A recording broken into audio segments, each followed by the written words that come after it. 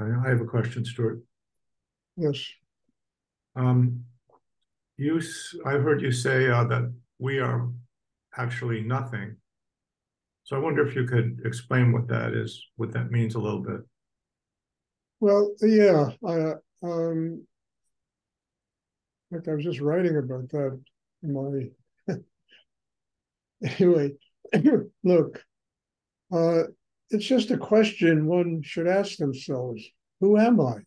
This is what Ramana Maharshi used to tell all his disciples to do. Ask that, um, I'm white, I'm black, I'm yellow, I'm this, brown for a while. I live in this country for a while. I'm man, I'm female for a while. You know, and ultimately it gets down to the fact that in order to truly be a child of God and a vehicle for God's energy, we have to stop identifying with all these different images of ourselves. And we have to let them go and let that pure energy of spirit come through us and guide our life, which will guide us to a state of spiritual enlightenment, which means that we can't be full of ourselves, who we are, what we are, who we think we are. Because all of that, no matter how important a person is in this, one day it comes to an end. And coming to an end, it means that basically, we have to surrender everything. So the whole purpose of the meditation is to free oneself from oneself. All the images you have of who you are, what you think you are. A saint has to surrender his sainthood. A guru his gurudom.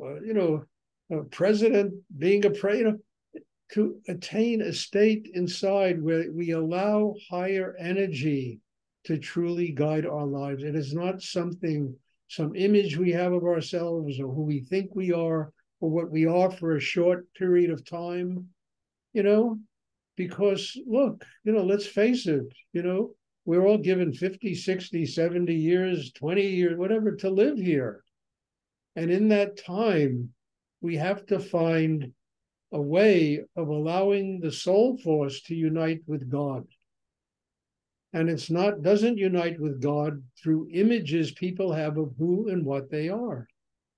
It unites with God because we are capable of surrendering all those images and allowing that spirit, which is the highest creative energy in the universe, to guide our life and let us do in the world what will enable us to work out our karma and to truly get free of all of the difficulties that life affords just about everybody.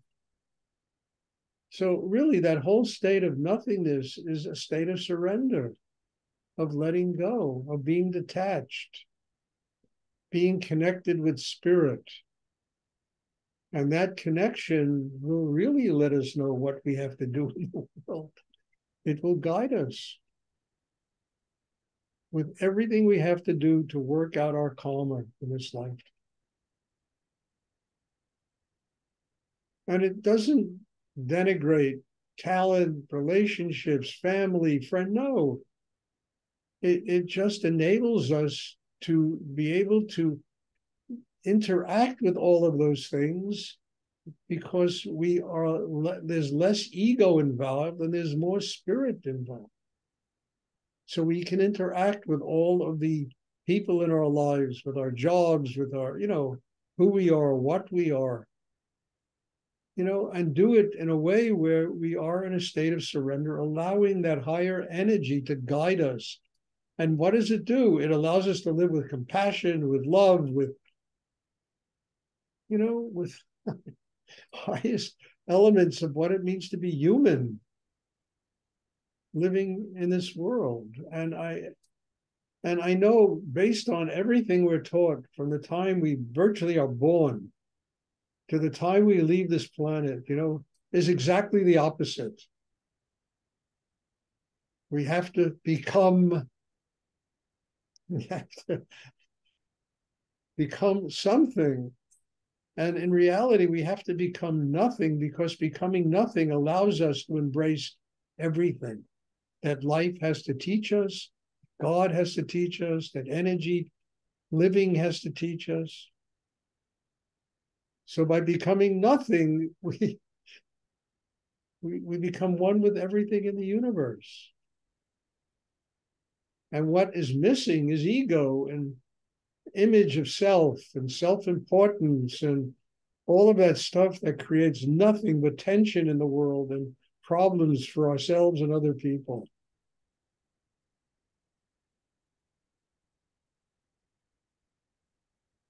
It's the work of meditation. It's to truly attain this. And the wonderment of it is, it just makes everything richer. Whatever your creative gifts are, they get deeper and richer. Whatever relationships you have with your loved ones, they get deeper and richer.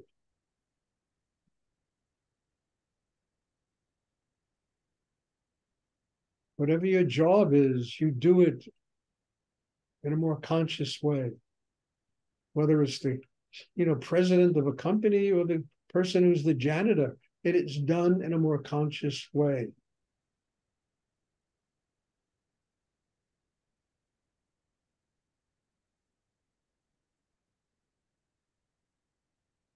And being a child of God is not contingent upon the image we have of ourselves.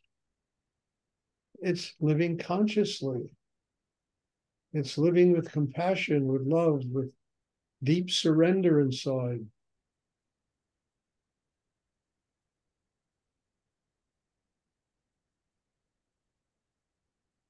So when I say that the goal is nothingness, what I'm really, the underlying current in that, nothingness allows us to become one with everything, because we have let go of all those layers of images we have of who and what we think we are, ego, opinion, mind, all that stuff that just does nothing but create conflict in our lives.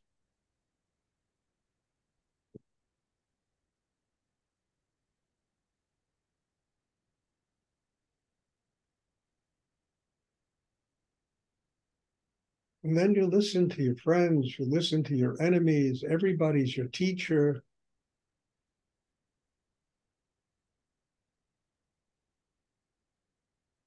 Everything is your teacher.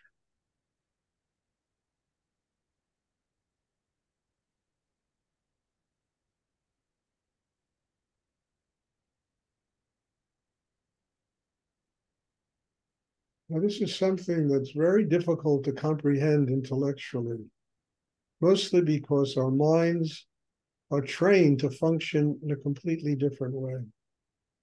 We're told, that we have to think everything through. We have to, we have to build some great image of who we are in the world. I mean, you become Donald Trump and drive the world crazy, with such a huge image of who he is that it makes everybody crazy. All these politicians, they never can resolve anything in life because it's all ego and it's all their opinion about the way the world should be. And nobody knows the way the world should be. The world just is. And we have to learn to leave it alone.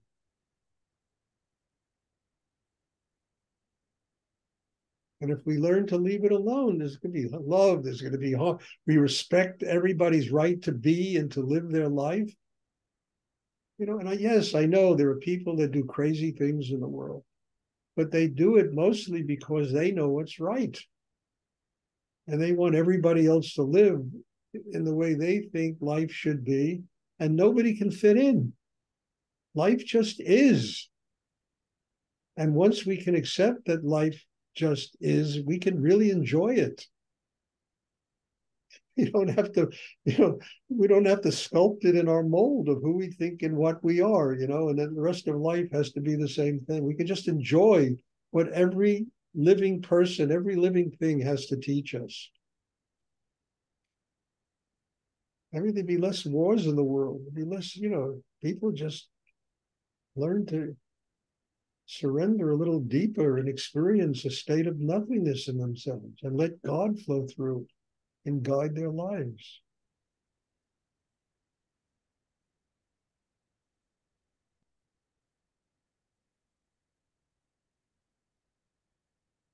And the ultimate joke is that ultimately it all amounts to nothing anyway. It's really true.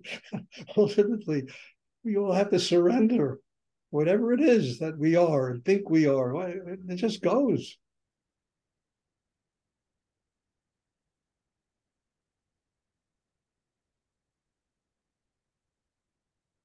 I always repeat that poem by Shelley. Here lies Ozymandias, King of Kings, standing at the tomb, the grave of Ozymandias. Once ruled the world, and here he is ruling 6 foot, 7 foot piece of dirt after ruling the world.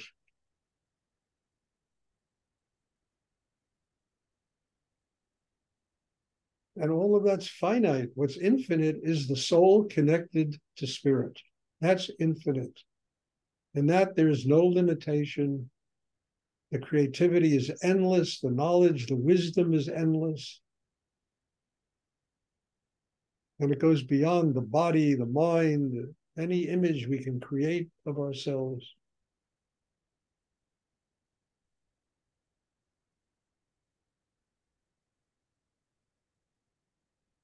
Does anyone else have a question they'd like to? Stuart? Yes, Larry? Can you talk about what aspects of life are predestined and what is our free will? That's one, it's all predestined. Okay. It's all predestined. And in the predestination of life, we have will. We have will. We can spend our life gambling. We can spend our life doing all mad things in the world, or we can use the same will to internalize our energy to build a system that connects the soul with God. So free will exists. We have choice. And human beings can make choices about how they want to live their life. And that's also, I know many people don't believe in reincarnation. I believe in it because, nobody can solve this riddle in one lifetime. It's not possible. So the soul goes through hundreds of lifetimes, learning and learning and learning to ultimately get to the place where it truly, embraces nothingness as the path to God. But everything is predetermined. It's karma. But in that predetermination, we have choice. And when one gets that spark of God, that taste of God in them, it influences their choice. That need for spiritual life influences their choices. And it becomes primary because that choice will nurture everything else. Will give us the ability to nurture every other facet of our lives.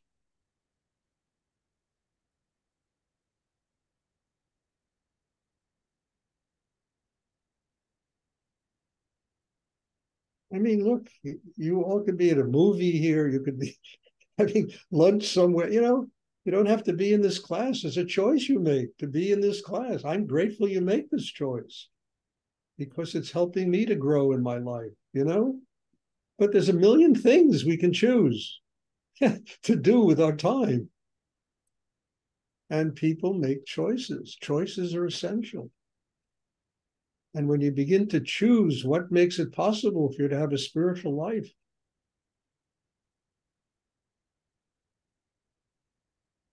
and you start getting that taste of God inside you, I mean, it just goes right into the heart, and it with gratitude, with love, with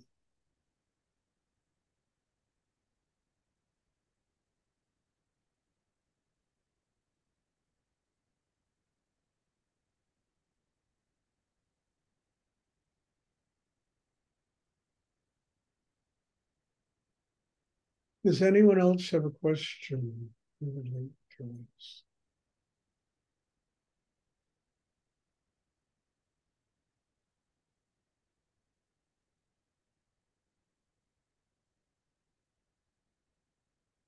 Okay, thank you. God bless you all. People in Israel, please stay safe.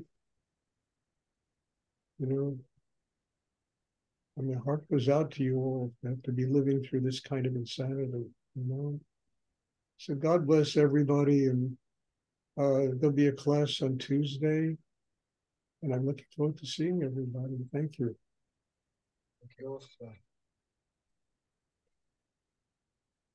Thank you. Thank you, Stuart. Thank you. Stuart.